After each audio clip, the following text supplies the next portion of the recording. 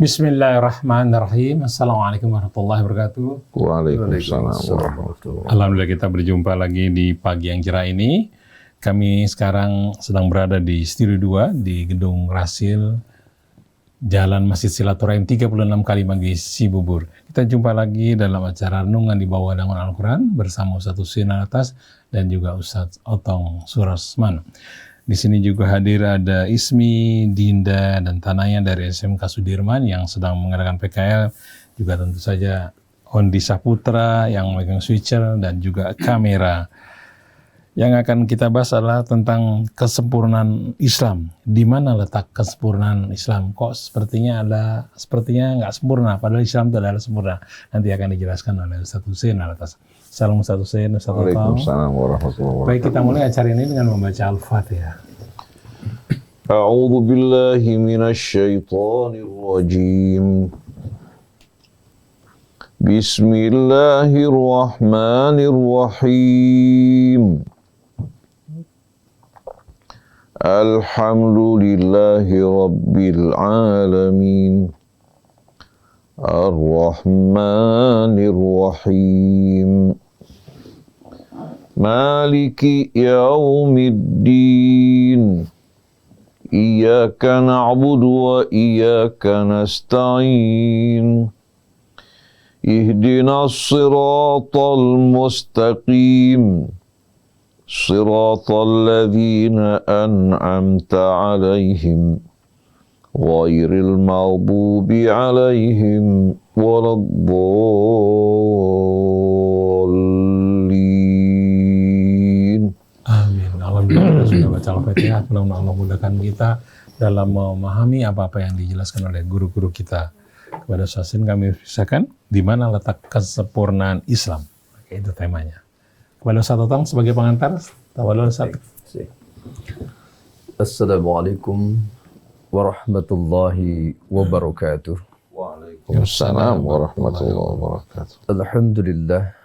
Alhamdulillahi rabbil alamin wal aqibatu lil muttaqin. Asyhadu an la ilaha illallah wahdahu la syarika lah wa asyhadu anna Muhammadan abduhu wa rasuluh. Allahumma shalli wa sallim wa barik ala sayyidina Muhammadin wa ala alihi wa sahbihi ajma'in amma ba'd. Yang sama-sama kita muliakan guru kita Habib Husein Alatas, Bapak Haji Muhammad Krisna Ondi, juga teman-teman para pemirsa pendengar TV yang dimuliakan Allah Subhanahu wa taala. Alhamdulillah di pagi hari ini yang cukup cerah kita dapat berjumpa kembali dalam rangka mengkaji sebuah ilmu, yaitu ilmu Quran, ilmu yang sangat langka, ilmu yang banyak dilupakan, ya, banyak diabaikan. Nah, pada pagi hari ini kita akan mengkaji tentang kesempurnaan Islam, tetapi di mana letak kesempurnaannya ketika lihat fenomena ternyata banyak umat Islam saat ini tidak Islami, gitu ya. Kenapa? Karena banyak permasalahan-permasalahan yang dihadapi oleh umat Islam itu, terutama ya tidak ada persatuan, tidak ada kebersamaan, ya, masing-masing mementingkan pribadi masing-masing. Padahal kalau lihat potret di zaman baginda Nabi Muhammad SAW sangat luar biasa, ya. Dulu pernah sedikit disinggung bagaimana di zaman Rasulullah, ya, melalui Baitul Mal itu 8 asnaf, ya, problema masyarakat itu bisa diselesaikan. Ya, saat ini satu asnaf aja nggak selesai, gitu ya, untuk mengatasi kemiskinan dan kebodohan. Mungkin nanti barangkali bisa didesain bagaimana supaya betul-betul Islam itu ajaran yang sempurna. Kemudian karena Indonesia itu kan mayoritas Islam, ya, dari sisi kuantitasnya, ya, gitu. Nah, ini mungkin bagaimana ya, supaya betul-betul menjadi sebuah kenyataan, ya, baldatun thayyibatun wa rabbun ghafurnya itu. Barangkali mungkin ada kesalahan dari sisi kurikulumnya, mungkin, ya, dari sisi pengajarannya, atau jangan-jangan memang banyak umat Islam itu saat ini hanya sebagai pengakuan sebagai umat Islam saja gitu ya. Tetapi banyak yang tidak memahami terhadap ajaran Islam itu sendiri, termasuk dalam kitab suci Al-Quran gitu. Nah, karena kalau kita renungkan gitu betapa indahnya kan pemaparan kitab suci Al-Quran dari berbagai macam aspeknya. Misalkan dari sisi yanidak saja ya, saya lihat itu memang banyak yang mempelajari ya tentang ya ayyuhalladzina amanu, ya ayyuhannas, itu kelihatannya itu banyak yang tidak tersentuh gitu. Termasuk di pondok pesantren sendiri gitu ya. Setelah kita mencoba mengkaji itu, ya mungkin kurikulumnya juga harus ada perombakan, perubahan ya, belum di masyarakat gitu ya. Ini nih beberapa problem yang kita hadapi ya. Karena terus terang ya, saya itu ya alhamdulillah sih semangat belajar gitu. Ternyata masih bodoh juga gitu ya. Nah, bagaimana dengan masyarakat umum? Nah, mungkin nanti itunya solusinya bagaimana gitu supaya Islam itu betul-betul indah ya, bukan hanya istilahnya banyaknya ceramah di sana sini gitu ya. Apalagi ada misalkan yang diangkat seorang ustadz yang jadi populer, jadi katanya dieluk-elukan gitu ya. Itu juga kan tidak menjadi sebuah jaminan juga ya. Nah, bagaimana gitu caranya supaya kita itu menyadari bahwa betapa pentingnya satu kebersamaan ya, yang mungkin kalau saya telah itu diuraikan pada surah Al-Fatihah ayat 5 ya, iyyaka na'budu wa iyyaka nasta'in, itu kan merupakan simbol kebersamaan kan harusnya gitu ya Bib ya. Jadi artinya mungkin secara sederhana bagaimana setelah sholat berjamaah itu ya zikir doa bareng-bareng itu idealnya kan kumpul sebentar kumpul ya Bib ya. Diskusikan permasalahan umatnya seperti apa gitu. Andai kata ini dilakukan setiap masjid ya, apalagi misalkan solusinya itu karena umat Islam itu Indonesia identik ya kebodohan, kemiskinan gitu ya. Nah, barangkali dengan adanya dipikirkan buat baitul mal ya, dengan sukarela mungkin kan ada suatu komunitas masjid itu memang orang kaya semua.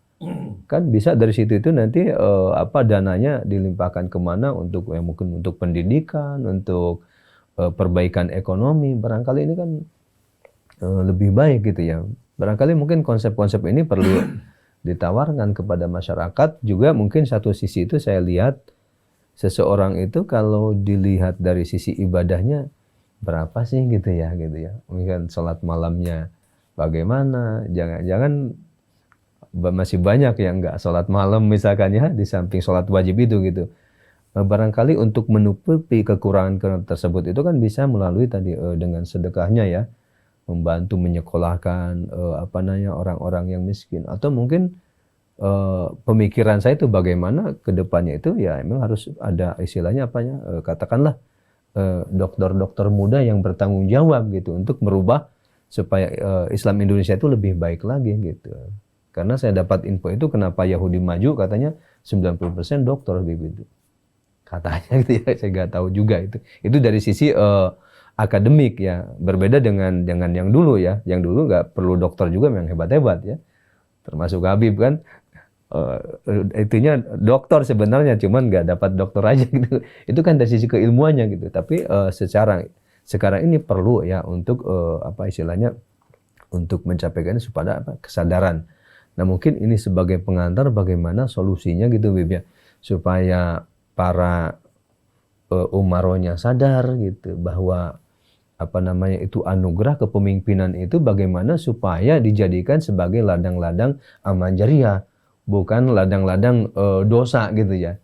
Juga para ulamanya itu bagaimana bisa mencerdaskan umat gitu ya, bisa mencerahkan umat supaya umatnya juga sadar bahwa hidup itu sebuah perjuangan, bukan hanya ingin populer, hanya ingin istilahnya itu dicium tangan segala macam gitu. Nah, bagaimana ini sebuah bisa selaras. Kemudian para agnianya juga gitu ya, tidak monopoli dia kaya sendiri, tetapi bagaimana bisa berbagi. Mungkin ini sebagai pengantar ya, bagaimana caranya supaya bisa menyadari khususnya ya umat Islam Indonesia, karena termasuk umat Islam terbesar di dunia itu bisa kembali mempraktekkan sehingga betul-betul Islam itu memang agama Allah yang sangat sempurna gitu. Mungkin ini sebagai pengantar, mohon diberikan pencerahan yang lebih luas lagi ya. Assalamualaikum warahmatullahi wabarakatuh. Waalaikumsalam warahmatullahi wabarakatuh. A'udzu billahi minasyaitonir rajim. Bismillahirrahmanirrahim. Alhamdulillahi rabbil alamin. Allahumma shalli ala Muhammadin wa ali Muhammad. Allahumma atina min indika rahmah wa 'allimna min ladunka ilman nafi'a wa anfa'na bima 'allamtana. Rabbana zidna ilman wa alhiqna bis salihin. Allahumma hdina subulas salam wa akhrijna minadh dhulumati ilan nur wahdina ila siratikal mustaqim. Amma ba'du. Ikhwan akhwat pendengar pemirsa radio TV Silaturahim yang dirahmati Allah, Ustaz Dr. Otong Surasman, begitu pula Ustaz Muhammad Krisna bin Muhammad Ishaq Ondi, seluruh keluarga besar radio Silaturahim, akhwat kita yang sedang magang. Pada pagi hari ini kita berada di salah satu bulan yang diharamkan dan disucikan Allah Subhanahu wa taala, bulan Dzulqa'dah. Semoga Allah membimbing kita untuk dapat menjaga kesucian, kebersihan hidup kita. Mengajak saudara kita kepada yang ma'ruf, mencegah dari yang mungkar. Hidup menjadi contoh di tengah keluarga kita maupun masyarakat kita. Tidak melakukan perbuatan-perbuatan yang akan mengundang dan mendatangkan murka atau adab Allah Subhanahu wa ta'ala. Kaum muslimin dan muslimat, seluruh anak bangsa yang dirahmati Allah, salamullahi alaikum jami'an wa rahmatullahi wabarakatuh. Sering kita mendengarkan pertanyaan di tengah-tengah masyarakat. Allah Subhanahu wa ta'ala berfirman dalam kitabnya bahwasannya Allah telah menyempurnakan agamanya bagi kita. Dan juga Allah dalam Al-Quran menerangkan bahwa Quran ini membimbing kita menuju kehidupan yang lebih lurus dan paling ideal. Inna hadzal Quran yahdi lillati hiya ahsan. Inna hadzal Quran yahdi lillati hiya aqwam. Sekian banyak Al-Quran yang menjelaskan bahwa Al-Quran merupakan petunjuk, merupakan penyembuh dari berbagai macam penyakit, merupakan rahmah. Tapi faktanya di lapangan umat Islam tidak sama sekali menunjukkan, mencerminkan apa-apa yang Allah Subhanahu wa ta'ala sebutkan dalam Al-Quran. Seperti firman Allah, ya ayyuhan nas qad ja'atkum mau'izatun min rabbikum wa shifaa'un lima fis sudur. Wahai manusia, telah datang kepada kalian bimbingan, nasihat ya, dari Tuhan kalian, dan juga sebagai penyembuh bagi orang-orang yang beriman, yang akan membersihkan, menyembuhkan berbagai macam penyakit jiwa. Karena banyak orang secara fisik sehat, tapi jiwanya sakit. Wahudan wa rahmatun lil mu'minin, dan petunjuk serta rahmat bagi orang yang beriman. Jadi dia sebagai mau'izah, bimbingan, nasihat bagi orang yang beriman. Kemudian juga sebagai penyembuh, sebagai petunjuk dan rahmat. Dalam ayat yang lain Allah sebutkan bahwa Al-Quran adalah nur. Qad ja'akum minallahi nurun wa kitabun mubin. Ini merupakan pernyataan-pernyataan yang ditegaskan dalam Al-Quran. Nah, apabila betul-betul kaum muslimin merupakan umat ya, yang Allah Subhanahu wa ta'ala ridhai, yang mengikuti agama yang sempurna dan lurus, tapi kenapa kita saksikan kehidupan umat Islam jauh dari gambaran Al-Quran tadi? Apakah ini hanya merupakan pernyataan dari Allah yang tidak memiliki sama sekali dasar kebenaran?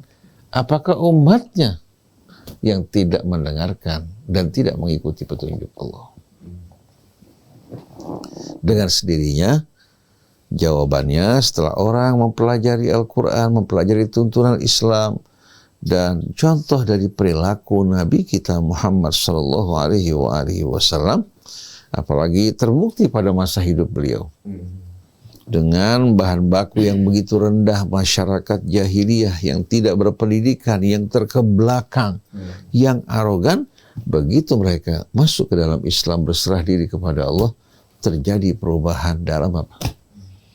Dalam perilaku mereka. Demikian pula perhatian dan tujuan hidup mereka. Pertumpahan darah ya, sebagai akibat kesombongan, keangkuhan, kebanggaan mereka. Peperangan demi memperebutkan kekayaan dan sumber-sumber kehidupan itu berlangsung pada masa jahiliyah, di mana yang kuat memangsa yang lemah. Begitu datang Rasulullah SAW menyampaikan ajaran Islam, lalu sebahagian dari mereka masuk ke dalam Islam, terjadi perubahan yang amat signifikan dalam perilaku mereka. Hingga Allah berfirman dalam surah Al-Jum'ah, huwallazi ba'atha fil ummiyina rasulan minhum, dialah yang telah mengutus di tengah masyarakat ummiyin, orang-orang yang tidak mengenal baca, tulis, dan pendidikan. Seorang Rasul diutus dari kalangan mereka, yang langsung dididik oleh Allah. Yatlu alaihim ayatih. Masyarakat yang terkebelakang, yang bodoh dalam kegelapan, tahu-tahu mendengarkan Rasul membacakan ayat-ayat Allah yang begitu indah. Mengajak mereka merenungkan alam ya, yang begitu indah, yang penuh dengan keseimbangan keharmoniannya. Langit dengan mataharinya, dengan bulannya, dengan bintang-bintangnya. Bumi dengan hewan-hewan, apalagi yang akrab dengan mereka seperti onta. Mengajak mereka merenung dan berpikir. Begitu juga tumbuh-tumbuhan, kemudian lautannya, pegunungan-pegunungannya, tumbuh-tumbuhannya, mengajak mereka untuk memberikan perhatian. Begitu mereka merenungkan, memperhatikan ternyata apa yang diterangkan Al-Quran dengan fakta dan realita kehidupan yang menjadi contoh, terdapat apa? Keserasian. Jadi Islam memberikan penafsiran yang amat indah mengenai alam, yang tidak membingungkan, yang tidak kontradiksi, tapi menjelaskan tentang alam. Penafsirannya, siapa yang menciptakannya? Termasuk kita semua. Untuk apa kita diciptakan? Lalu setelah kematian kita, kemana kita akan pergi? Dan apa yang dikehendaki oleh pencipta kita dari kita?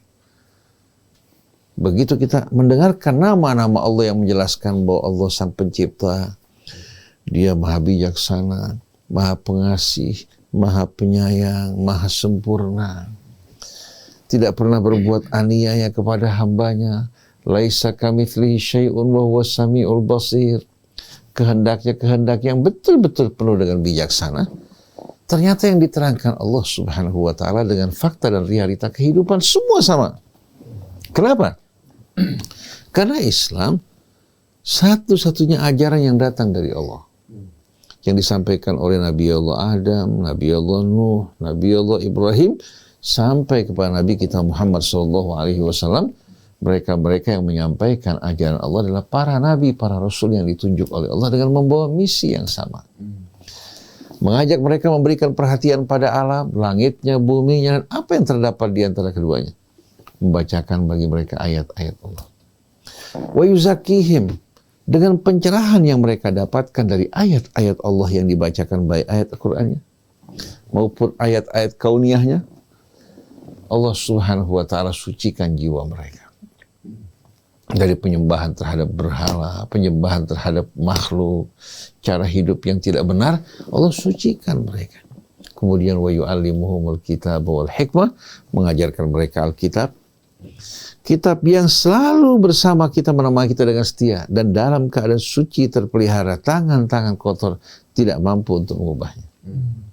Wal hikmah, juga mengajarkan mereka al-hikmah, kebijaksanaan dalam menjalani kehidupan. kebijaksanaan amat penting. Dibandingkan dengan dunia dan seluruh isinya, kebijaksanaan jauh lebih berharga. Orang kalau bijak mampu untuk menempatkan sesuatu pada tempatnya, mengambil keputusan yang benar, bersikap dengan benar, baik memperlakukan dirinya, keluarganya, masyarakatnya, hingga selalu dalam jalan yang benar. Wa in kanu min qablu lafi dhalalin mubin. Walaupun sebelumnya, belum lama, sebelumnya mereka jahiliyah, dalam kegelapan, dalam kesesatan yang nyata, begitu mendapatkan sentuhan langsung mereka beriman dan memperbaiki diri mereka dan perilaku mereka. Ini merupakan fakta yang kita saksikan. Tapi semenjak umat Islam meninggalkan tuntunan Allah, menjadikan tradisi budaya sebagai rujukan dan acuan yang dibungkus dengan pakaian Islam, mulai saat itu umat yang satu, yang diciptakan oleh Tuhan yang Maha Esa, yang diperintahkan untuk bersatu berpegang pada tali Allah, mereka bercerai-berai karena yang dipegang bukan lagi tali Allah. Dalam surat An-Nur, Allah Subhanahu wa taala berfirman pada ayat 46.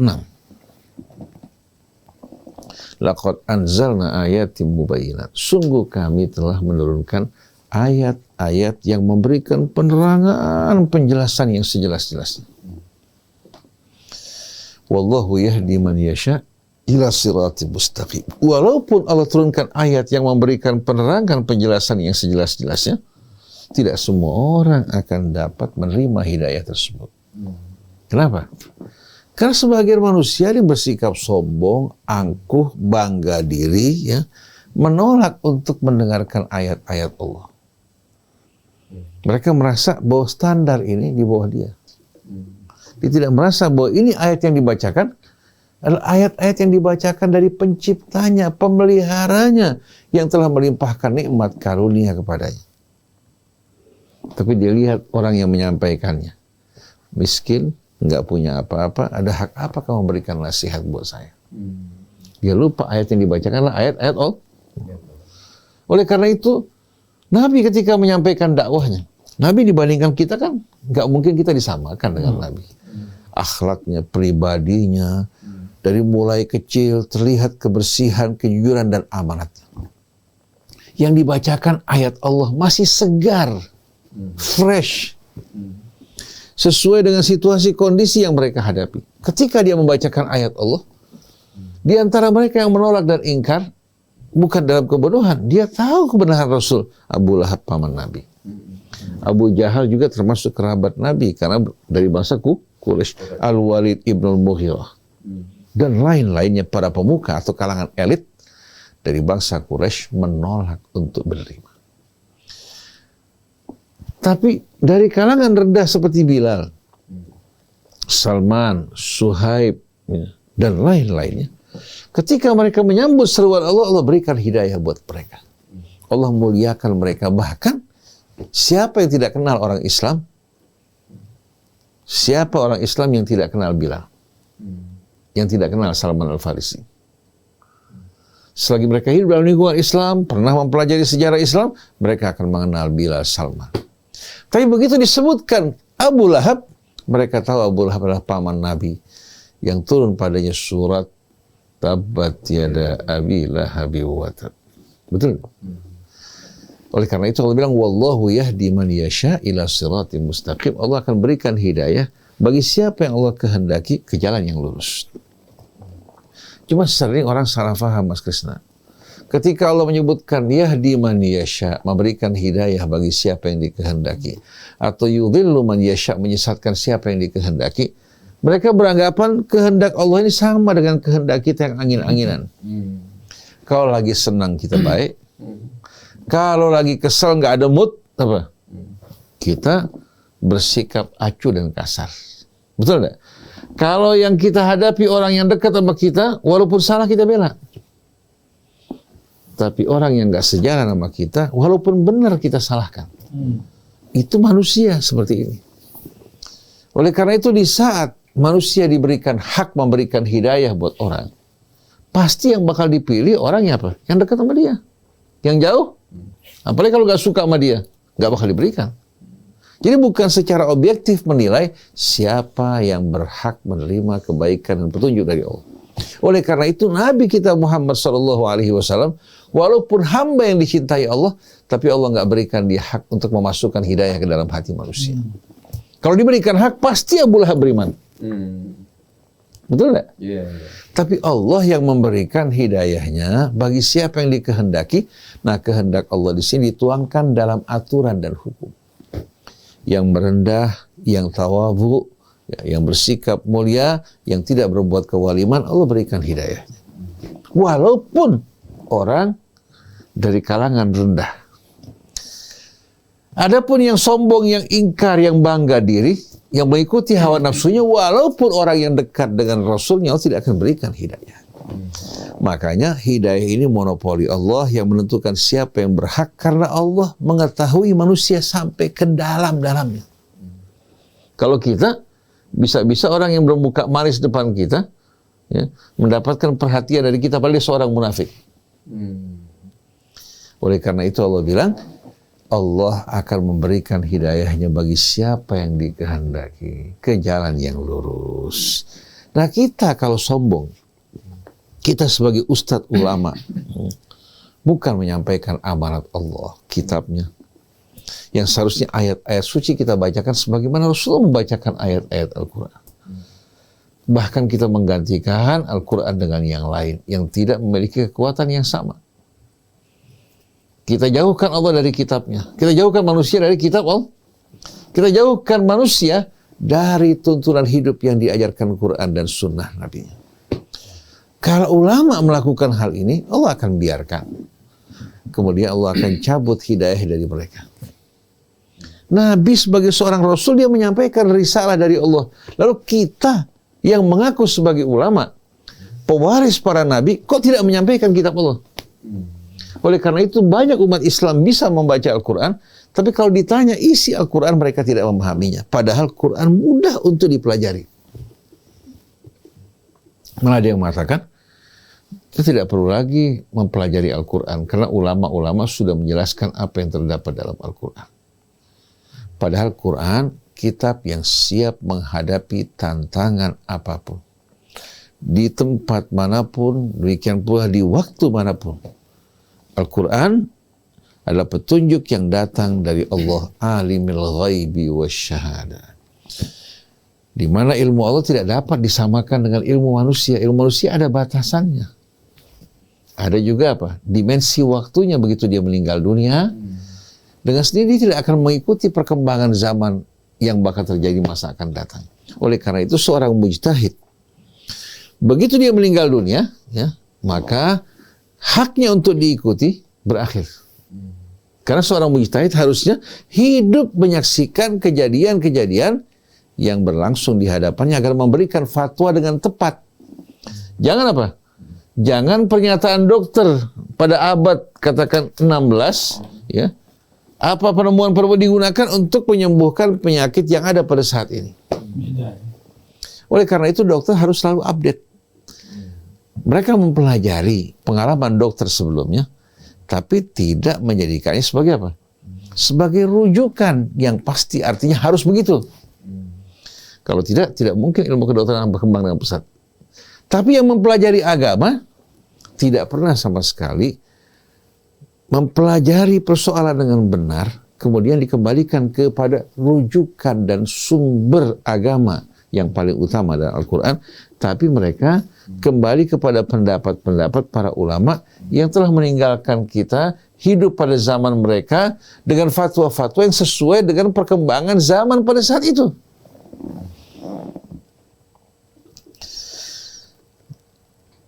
Nah, selanjutnya Allah terangkan pada kita bagaimana sikap umat dalam mendengarkan dan menyambut petunjuk Allah. Wa yaquluna amanna billah wa birrasuli wa ata'na. Dan mereka berkata, kami beriman kepada Allah, beriman kepada Rasulnya, dan kami juga taat dan patuh. Tsumma yatawalla fariqum minhum min ba'di dzalik. Tapi ternyata ucapan mereka tidak sesuai dengan perbuatan mereka. Mereka mengatakan kami beriman kepada Allah dan Rasul-Nya, kami juga patuh dan taat. Ternyata begitu mereka diajak untuk mengikuti Allah dan Rasul-Nya, menerima keputusan dan hukum yang datang dari Allah, tsumma yatawalla fariqum minhum min ba'di dzalik, kemudian segolongan dari mereka berpaling setelah itu. Wa ma ulaika bil mu'minin. Sekali-kali mereka bukan orang yang beriman. Bukan orang yang beriman. Maksudnya apa? Maksudnya walaupun mereka mengatakan beriman kepada Allah dan Rasul-Nya, mereka juga mengatakan siap untuk taat dan patuh, kalau mereka tidak menjalankan apa-apa yang Allah perintahkan, tidak mengikuti petunjuk Allah, maka ucapan mereka, pengakuan mereka sama sekali tidak memiliki nilai. Wa idza du'u ila Allahi wa rasulihi liyahkuma bainahum idza fariqum minhum mu'ridun. Kalau mereka diajak untuk kembali kepada Allah dan Rasul-Nya untuk memutuskan persoalan yang berlangsung di antara mereka, tahu-tahu sekelompok dari mereka berpaling menolak. Lalu Allah lanjutkan, wa iyyakul lahumul haqqu ya'tu ilaihi mud'inin. Tapi kalau keputusan Allah menguntungkan mereka, artinya berpihak kepada mereka, mereka akan datang dengan patuh dan menerima. Jadi kepatuhan mereka dikaitkan dengan maslahat dan keuntungan, bukan karena ketaatan, keimanan kepada Allah. Oleh karena itu Allah lanjutkan pada ayat 51, innama kana qaulal mu'minina idza du'u ila Allahi wa rasulihi yahkuma bainahum ay yaqulu sami'na wa ata'na wa ulaika humul muflihun. Sesungguhnya ucapan orang yang beriman, kalau mereka diajak kembali kepada Allah dan Rasul-Nya, pasti mereka mengatakan sami'na wa ata'na. Kalau betul-betul beriman. Dan mereka lah orang-orang yang benar beruntung. Kalau Ustadz Otong membawa anak sakit atau kita sakit ke dokter. Dokter periksa, oh ini disebabkan karena adanya infeksi. Baik infeksi pencernaan, baik itu infeksi diakibatkan oleh virus, dokter berikan resep. Pulang ke rumah, resep nggak ditebus. Atau resepnya ditebus, tapi obatnya kita nggak minum, atau kita nggak berikan minum pada anak kita yang sakit. Kira-kira ada manfaatnya nggak pergi ke dokter? Menerima resep, atau menebus obat tanpa diminum? Nggak bakal ada manfaatnya. Begitu juga kejadian saat ini. Fenomena yang kita jumpai pada saat ini, mereka yang mengaku sebagai umat Islam, ya, mengaku beriman pada Allah, beriman kepada hari akhir, kepada malaikatnya, kepada kitab-kitabnya, kepada rasul-rasulnya, ternyata hanya sebatas keimanan lisan, bukan keimanan yang sesungguhnya. Bimbingan petunjuk Allah tidak dihargai di saat mereka gagal dan mundur terkebelakang yang dituntut Allah Subhanahu wa Ta'ala. Padahal tuntunan Allah mereka tidak ikuti, tidak hargai sama sekali. Bahkan yang lebih parah dari ini, ya, ternyata apa? Yang mereka ikuti bukan petunjuk Allah, walaupun mengaku beriman pada Allah, pada Rasul-Nya. Yang mereka ikuti tradisi budaya, ya, yang diberikan bungkusan dan pakaian Islam. Oleh karena itu, walaupun mereka mengaku sebagai orang Islam, kehidupan mereka tidak kita jumpai perubahan.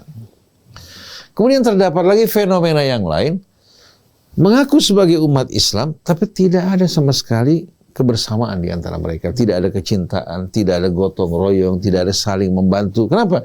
Karena mereka loyal dan fanatik kepada kelompok dan golongan-golongan mereka. Masing-masing menganggap diri mereka yang paling benar, golongan yang selamat. Lalu kita bertanya, dasarnya apa?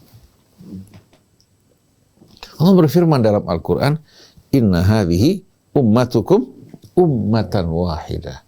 Sesungguhnya ini menunjuk kepada apa? Kepada cerita para nabi, para rasul sebelumnya. Dari nabi ke nabi, rasul ke rasul bersama umat kita, sampai kepada nabi kita, ini satu umat. Wong penciptanya sama. Asal-usul penciptaan mereka sama. Walaupun terdapat perbedaan suku dan bangsa, tapi yang jelas asal-usul mereka semua sama. Betul tak?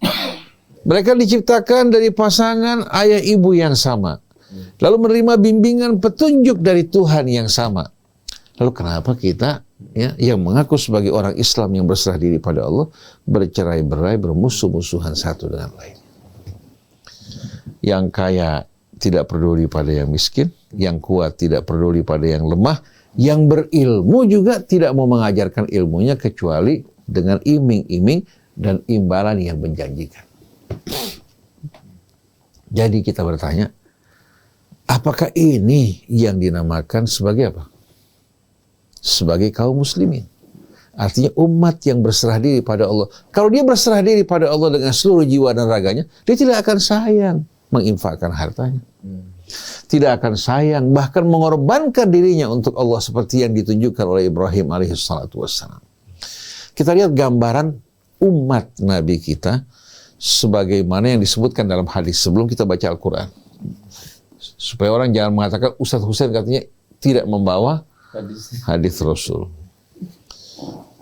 Nabi bersabda, al-mu'min lil mu'min kal bunyan yashuddu ba'duhu ba'du. Orang yang beriman bersama orang yang beriman laksana bangunan yang saling topang menopang. Kalau kita lihat bangunan ya secara menyeluruh, di samping terdiri dari fondasi, dari tiang-tiang, dinding, ya, kemudian atap, baru dikatakan sebagai bangunan ya, yang kokoh kuat.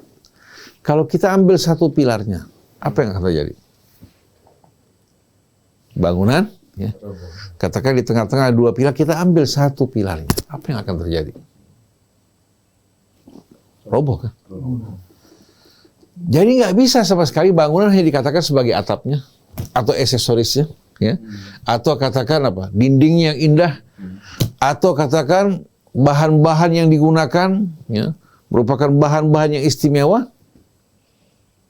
Bangunan itu baru dikatakan sebagai bangunan yang baik, yang sehat bila dia kokoh kuat dan setiap bahagian dari bangunan saling mengikat, topang, menopang dan dukung-dukung. Orang hanya melihat fisik dari luar, mereka lupa ada fondasi di bawah yang tidak terlihat. Tanpa fondasi tersebut, bangunan dengan mudah untuk runtuh. Jadi jangan hanya lihat atapnya, jangan hanya melihat dekorasinya, ya, jangan hanya melihat apa bahan-bahan yang digunakan pada saat finishing. Mereka harus ingat bahwa bangunan tersebut kokoh kuat bukan hanya dengan penampilan yang indah ini, tapi fondasinya, pilar-pilarnya, ya, itu merupakan apa? Merupakan hal yang menjadi penopang, pendukung bangunan walaupun tidak terlihat. Nah begitu juga orang yang beriman. Kalau satu kuat, yang satu lemah, anggota orang yang beriman, apa yang terjadi? Oleh karena itu Nabi mengatakan bahwa mathal mu'minina fi tawaddihim wa ta'atufihim wa tarahumihim kamathal jasad al-wahid. Perumpamaan orang yang beriman, umat yang beriman nih, satu sama lain dalam kasih sayang mereka, kepedulian mereka, gotong royong mereka seperti satu jasad. Kalau satu bahagian dari tubuhnya sakit, yang lain ikut merasakan sakit. Jangan jauh-jauh dah. Kalau kuku kita cantengan, terasa nggak ke yang lain? Sariawan, kita makan terganggu nggak enak, betul nggak? Atau katakan terganggu pokoknya pencernaannya. Walaupun yang lain semua sehat, terganggu pencernaannya membuat dia mual, muntah-muntah, bahkan merasakan perasaan yang tidak nyaman. Oleh karena itu, jangan kita menyepelekan, ya, sebahagian dari saudara kita, kelemahan mereka akan bisa merusak bangunan Islam. Oleh karena itu, kalau di tengah-tengah umat Islam terdapat orang-orang tertindas, terdapat orang yang lemah, terdapat orang yang butuh, terdapat orang yang sakit, kita tidak memperdulikan mereka, maka dengan sebab mereka bangunan Islam bisa runtuh. Jangan kita anggap apa? Bangunan Islam dengan hadirnya ulama-ulama, tokoh-tokoh, orang-orang yang berpendidikan, ketahuilah umat Islam merupakan satu kesatuan yang tidak dapat dipisahkan. Oleh karena itu orang mengatakan jangan kamu memandang remeh sesuatu. Terkadang hanya dengan sebutir beras, sebutir gandum, timbangan bisa apa? Bisa apa? Sebutir gandum membuat timbangan bergerak. Betul tidak?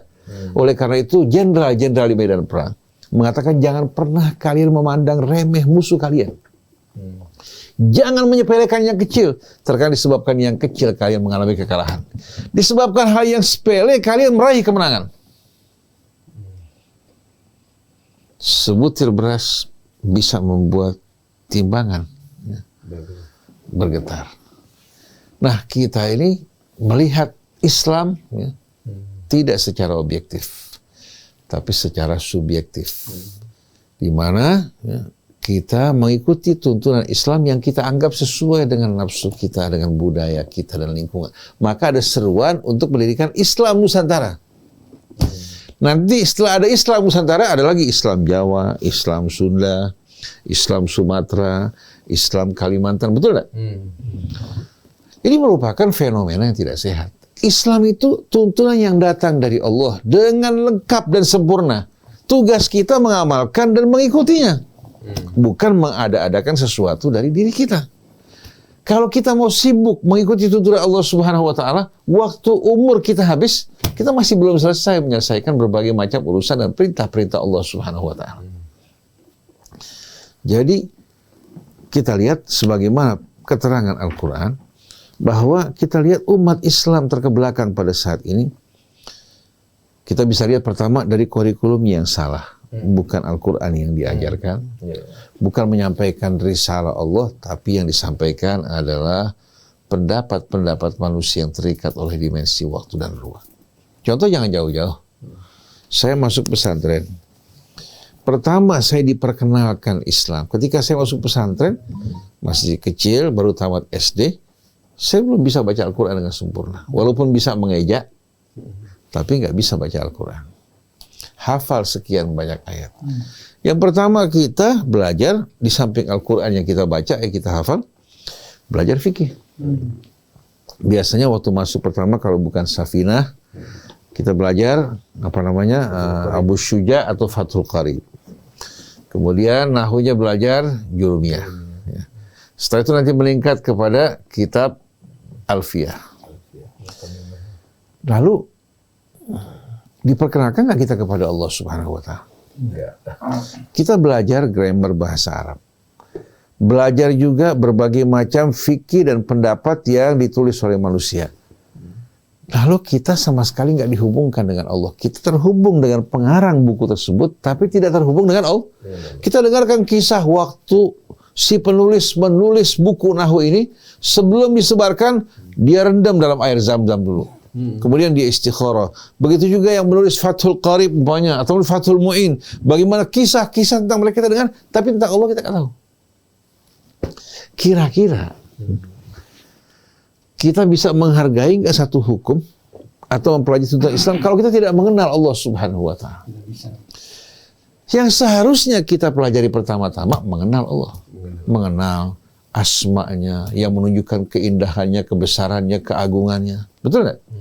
Begitu kita mengenal kebesaran, keagungan Allah dan rahmat kasihnya, dengan sendiri muncul rasa cinta di hati kita dan hormat. Kalau sudah muncul cinta dengan mudah, kita akan apa? Kita akan mengikuti. Saksikan bagaimana laki-laki pendidikannya tinggi, Mas Krisna. Pendidikan tinggi kaya raya. Ikut di belakang perempuan, kemana itu perempuan pergi. Setiap si perempuan mau pergi kemana, diikuti di belakang. Dia layani di perempuan, diikuti, ya, dan dia merasa bahagia. Bahkan kalau bisa jadi apa? Jadi sikat gigi itu pacarnya. Dia merasa bahagia kalau bisa menjadi sikat giginya. Sampai dia mengatakan, saya cemburu sama siwak yang digunakan untuk membersihkan mulutnya. Coba saya menjadi siwaknya. Dia tergila-gila sedemikian rupa. Coba tanya apa yang telah diberikan perempuan tersebut untuk dirinya. Apa coba? Menciptakan dia. Melimpahkan rahmatnya, membantu dia pada saat dia butuh, mengobati dia pada saat dia sakit, memberikan dia rezeki. Ada? Tidak ada sama sekali. Tapi si laki-laki ini karena cinta, ya, siang dan malam dia rela untuk membuntuti perempuan tersebut. Kenapa? Karena cinta. Nah, bagaimana kalau cinta ini kita tempatkan pada Allah Subhanahu wa taala? Karena kita mengenali Allah, begitu mendengarkan ayat Allah dibacakan, hukum Allah, pasti kita akan memberikan perhatian. Nah, di pesantren kita mempelajari Fathul Qari, mempelajari Fathul Mu'in, kemudian pindah kepada Minhaj, katakan, dan Syarhul Minhaj. Agar Allah sedikit sekali kita diperkenalkan kepadanya. Oleh karena itu kita dulu, begitu kita mendengarkan orang membacakan tafsir Quran, menerangkan ayat-ayat Allah, subhanallah pada usia dini kita merasa tersentuh yang luar biasa. Kita merasakan pelajaran yang lebih indah. Jadi, jangan salahkan Islam. Jangan salahkan Allah maupun Rasulnya. Kita mengaku orang Islam, tapi kita tidak sama sekali mempelajari sumber-sumber Islam. Ya. Mempelajari risalah Allah yang dibawa oleh Rasulnya. Kita sibuk dengan pertentangan dan perbedaan pendapat. 14 abad lebih kita menghabiskan waktu kita bicara soal kunut. Tarawih. Betul tidak? Yeah. Habis waktu kita untuk membicarakan masalah ini. Lalu bagaimana kita akan menghadapi umat dan tantangan zaman kalau kita sama sekali tidak memahami Islam secara komprehensif dari rujukan dan sumbernya, yaitu Al-Quran dan risalah yang dibawa oleh Nabi kita Muhammad SAW, yang seharusnya setiap Muslim, setiap mukmin menyambut, menerima risalah tersebut. Oleh karena itu, janji Allah Subhanahu wa Ta'ala dalam Al-Quran, kalau kita betul-betul mengikuti, kita jumpai umpamanya pada ayat 55. Wa'adallahu alladhina amanu wa amilus salihat. An-Nur 55. Allah menjanjikan orang-orang yang beriman dari kalian. Wa'adallahu alladhina amanu minkum wa amilus salihat. Allah menjanjikan orang yang beriman dari kalian dan mengerjakan amal soleh. Iman bukan hanya percaya, tapi yakin, diiringi dengan rasa hormat, dengan rasa betul-betul cinta, dan tulus. Kemudian mengerjakan amalan-amalan saleh. La yastakhlifannahum fil ardi kama stakhlafal ladzina min qablihim. Allah akan menjadikan mereka khalifah-khalifah di muka bumi, sebagaimana Allah telah mengangkat orang-orang sebelum mereka sebagai khalifah. Allah mengangkat Daud, mengangkat Sulaiman, ya. Mengangkat sekian banyak, ya, orang-orang sebagai khalifah-khalifah di muka bumi karena mereka mengajak pada Allah, beriman pada Allah, dan mengerjakan amal saleh. Setelah itu, wala yumakkinanna lahum dinahum alladzi irtaba, dan Allah Subhanahu wa Ta'ala kenapa? Akan memenangkan, mengukuhkan agama yang mereka ridhai. Agama yang Allah ridhai. Allah akan memenangkan, mengukuhkan agama yang Allah ridhai bagi mereka. Kemudian wala yumakkinanna lahum dinahum alladzi irtaba lahum wala yubaddilannahum min ba'di khaufihim amna. Dan Allah akan menggantikan suasana takut yang selama ini menghantui mereka dengan rasa aman dan rasa tentram. Ya'budunani la yusyrikuna bi syai'a. Mereka menyembah aku dan tidak mempersekutukan aku dengan sesuatu. Ini dengan jelas Allah Subhanahu wa Ta'ala sebutkan janjinya. Tapi kita mengikuti, nggak memenuhi nggak persyaratan yang Allah berikan. Beriman kepada Allah, mengerjakan amal soleh. Hidup sebagai satu umat yang peduli, bekerja sama satu dengan lainnya. Tadi seperti yang Ustaz Otto katakan, kita saksikan masing-masing hidup hanya untuk dirinya, untuk kepentingannya. Di saat mereka diajak berinfak, berzakat, paling mereka hanya keluarkan 2,5%. 97,5% dipakai oleh beberapa orang, yang 2,5% dibagi untuk ribuan orang. Kira-kira mencukupi nggak kebutuhan mereka? Kalau dibalik keadaannya, dia sebagai si fakir dan si miskin, menerima, ya, ala kadarnya dari saudara mereka yang seharusnya membantu mereka, tidak mampu memecahkan problema mereka, membantu mereka untuk berusaha menghidupkan keluarga mereka, membantu yang sakit dan jompo. Jadi bagaimana mungkin muncul rasa cinta, rasa hormat, yakin pada ajaran Allah, kalau ajaran Allah difahami dan diamalkan tidak sesuai dengan apa yang Allah Subhanahu wa Ta'ala perintahkan. Dalam surat Taubah kan Allah berfirman, wal mu'minun wal mu'minat ba'duhum awliya'u ba'd. Orang yang beriman, sebahagian mereka pria maupun wanita, menjadi wali, pembela, pelindung sebahagian yang lain. Artinya mereka saling menjaga, saling melindungi. Al-mu'min lil mu'mini kal bunyan ba'duhum yashuddu kalbunyan yashuddu ba'duhum ba'dha. Orang yang beriman bagikan satu bangunan, sebahagian dari apa? Dari bangunan tersebut menopang sebahagian yang lain. Artinya bukan sendiri-sendiri. Begitu juga gambaran orang yang beriman dalam kasih sayang, kerja sama, gotong royong mereka baik satu jasad. Kalau satu sakit, yang lain ikut merasakan sakit. Nah, contoh-contoh dalam Al-Quran ini tidak kita jumpai dalam kehidupan masyarakat kita. Seandainya ada seorang peduli hanya untuk kelompoknya sama golongannya. Mereka menganggap inilah kelompok-kelompok yang berjalan di atas sirat mustaqim, sedangkan yang lain tidak.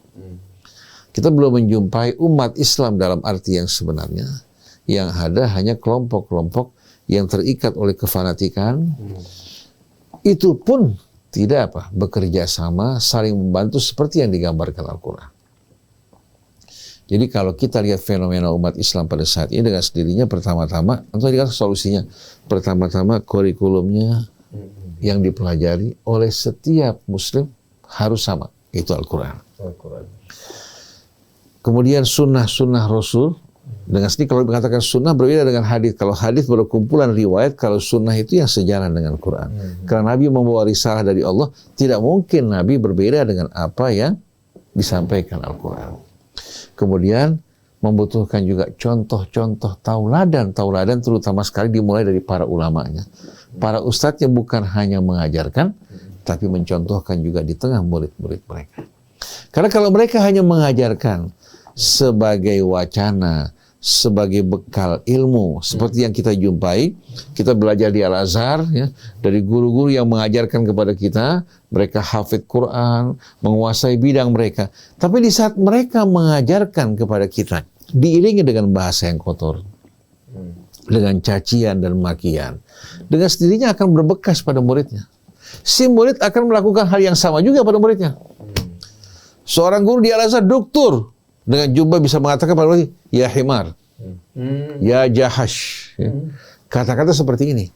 Kira-kira ya berbekas nggak pada muridnya? Tidak.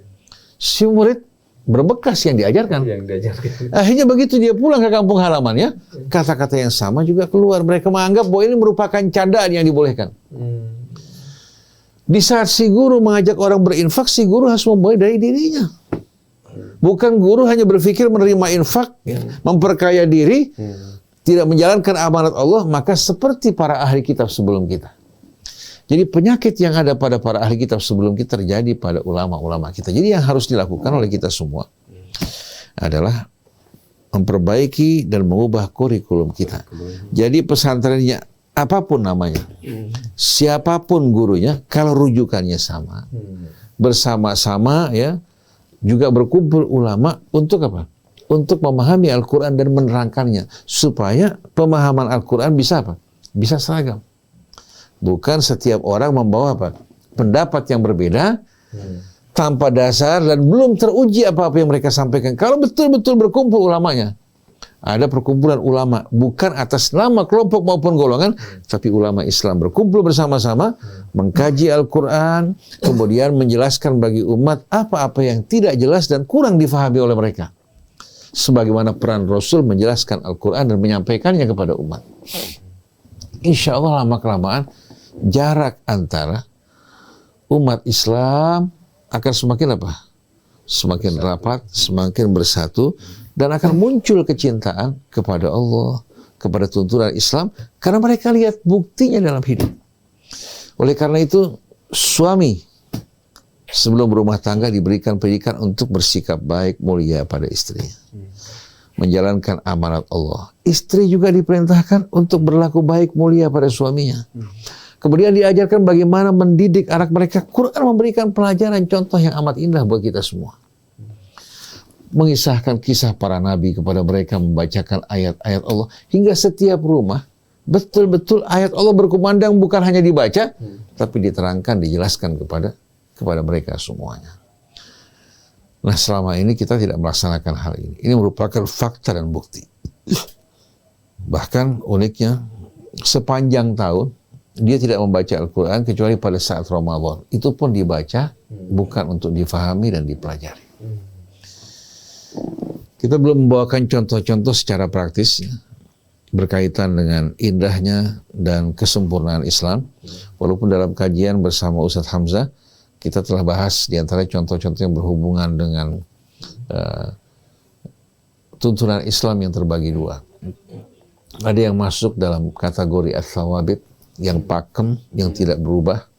Karena kehidupan dan kepribadian manusia juga yang tidak berubah. Walaupun zaman berubah, perkembangan zaman juga begitu maju, yang berubah hanya sarananya. Sedangkan manusia pada inti tidak berubah.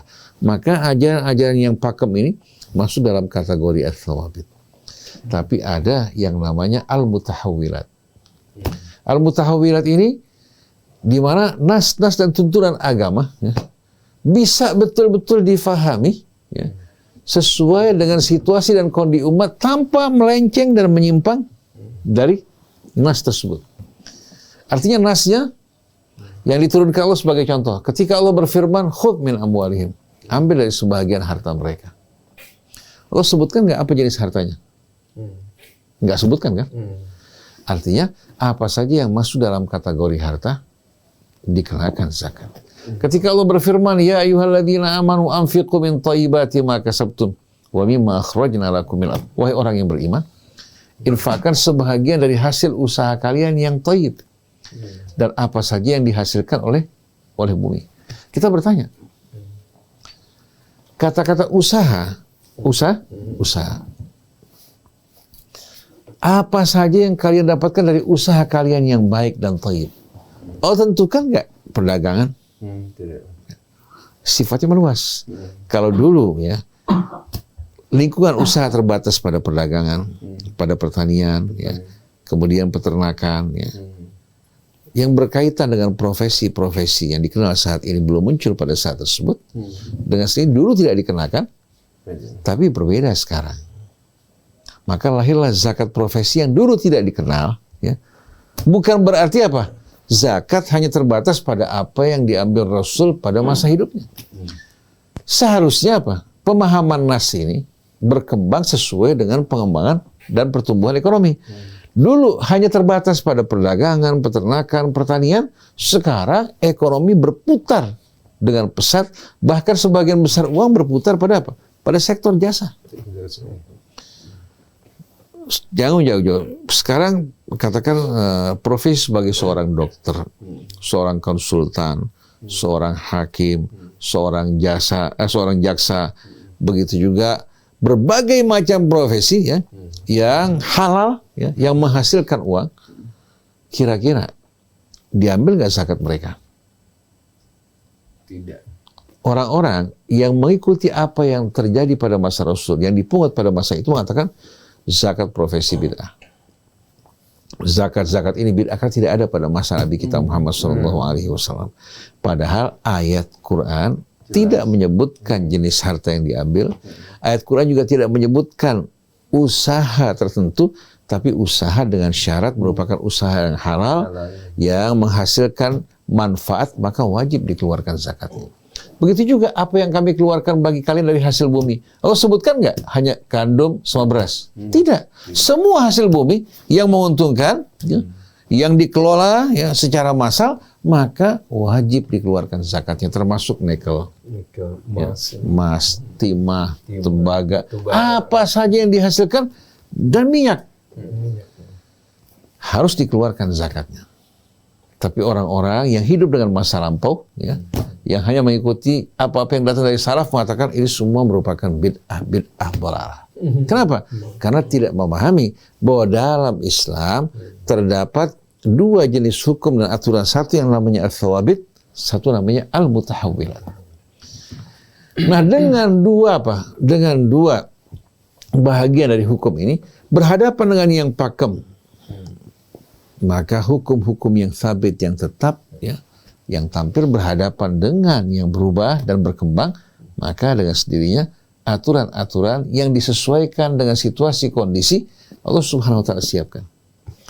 Oleh karena itu, kita semua tahu berkaitan dengan jujur, amanat, adil, ini merupakan hal yang pakem. Bukan hanya ya hal yang dihormati di tengah-tengah umat Islam, bahkan di luar Islam. Betul nggak? Yeah. Kemudian pernikahan antara pria dan wanita. Itu merupakan pasangan yang fitrah yang ditetapkan Allah. Di saat mereka berhubungan dengan cara seperti ini, dalam kebersihan, Allah akan jaga kehidupan mereka. Tapi hubungan sejenis antara pria dan pria, wanita dengan wanita, ini keluar dari fitrah dan aturan Allah Subhanahu wa Ta'ala. Oleh karena itu, hubungan antara sesama jenis merupakan hubungan yang diharamkan Allah. Tidak akan berubah dulu, sekarang, maupun di masa akan datang. Karena berkaitan dengan hal-hal yang pakem dalam agama. Nah, insya Allah mudah-mudahan di masa akan datang banyak-banyak contoh ya bisa kita berikan. Tapi yang paling penting sekarang, seperti yang antum tadi tanyakan, apa solusi kita bersama-sama sekarang kembali pada kitab Allah. Mempelajari kitab Allah, apa yang Allah perintahkan kita laksanakan, yang dilarang kita jauhkan, yang dihalalkan kita halalkan, yang diharamkan kita haramkan, kemudian yang tidak disebutkan dan diterangkan dalam Al-Quran, kita serahkan pada ulama kita untuk apa? Untuk memberikan pendapat mereka berdasarkan tuntunan Al-Quran maupun sunnah-sunnah Nabi kita Muhammad SAW. Nah, dengan kembali kepada Al-Quran, kepada sunnah Rasulnya, mudah-mudahan jarak di antara umat Islam ya, semakin apa? Semakin rapat, semakin dekat, dan hati mereka dapat disatukan, dan mereka mengatakan setiap bertemu dengan saudara mereka, ana muslim, wa nahnu muslimun. Nah, dengan slogan yang sering disampaikan oleh Rasul, untuk Islam yang satu, untuk Indonesia yang bersatu. Untuk Indonesia yang bersatu, dan tidak mungkin kita akan bersatu kalau hanya berdasarkan suku, kelompok maupun golongan. Tapi bersatu dalam iman kepada Allah dan berpegang pada talinya. Mudah-mudahan Allah membimbing kita untuk dapat bekerja sama di antara sesama anak bangsa kita yang beriman ini, yang kuat membantu yang lemah, yang kaya membantu yang miskin, yang berilmu mengajarkan ilmu mereka, tanpa sama sekali mengharapkan imbalan-imbalan materi, karena semua akan menerima janji dari Allah Subhanahu wa Ta'ala. Siapa yang berbuat kebaikan akan menerima balasan yang lebih baik, yang berbuat keburukan mereka hanya akan menerima balasan yang setimpal sesuai dengan perbuatannya. Subhanakallahumma wa bihamdik, asyhadu an la ilaha illa anta, astaghfiruka wa atubu ilaik. Wassalamualaikum warahmatullahi wabarakatuh. Waalaikumsalam warahmatullahi wabarakatuh. Alhamdulillah, terima kasih atas Tatang. Baik, demikian tadi Wan Ahmad Urayan mengenai di mana letaknya kesempurnaan Islam. Saya Muhammad Krisna, Ondi Saputra, dan Anis Mualim mohon pamit. Wabillahi taufiq wal hidayah. Assalamualaikum warahmatullahi wabarakatuh.